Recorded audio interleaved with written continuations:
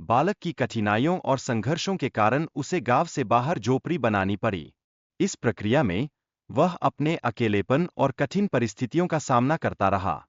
गांव में नरभक्षी राक्षस की उपस्थिति ने सभी ग्रामीणों को आतंकित कर दिया। परिणामस्वरूप ग्रामीणों ने मिलकर राक्षस का सामना करने का निर्णय लिया। तांत्रिक की मदद से बालक ने राक्षस को समाप्त करने का उपाय खोजा। इस घटना ने बालक को अपने संबंधों और विश्वास की अहमियत को समझाया। राजा मोरध्वज और साधु के बीच हुई बातचीत ने यह दर्शाया कि बलिदान के लिए क्या-क्या तैयारियां करनी पड़ती है। इस कथा में बलिदान का गहरा अर्थ निहित है। राजकुमार ने अपने पिता की रक्षा के लिए खुद को बलिदान देने का निर्णय लिया, जो निस्वार्थ प्रेम और त्याग का प्रतीक है। यह बलिदान का एक महत्वपूर्ण पहलू भी है।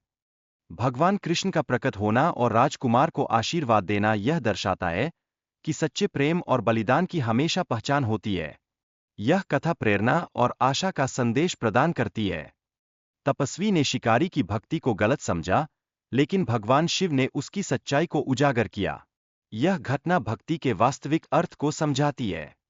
शिकारी ने शिवलिंग पर मांस अर्पण किया और अपनी भक्ति प्रदर्शित करने के लिए अपनी आंख को बलिदान देने का संकल्प लिया।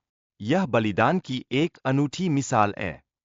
भगवान शिव ने शिकारी को उसकी भक्ति के लिए पुरस्कृत किया और उसे उसकी खोई हुई आंख लौटा दी। इस कार्य ने भक्ति और पुरस्कार के संबंध को स्पष्ट किया। व्यापारी अपने परिवार के साथ समय बिताने और उन्हें विदाई देने के लिए चिंतित था। उसने अपने दोस्तों और मित्रों से भी आखिरी बार मिलने का निर्णय लिया। जंगल में व्यापारी ने 4 वृद्ध व्यक्तियों से मुलाकात की, जो उसकी स्थिति को सुनकर दैत्य के सामने उसके साथ खड़े हो गए।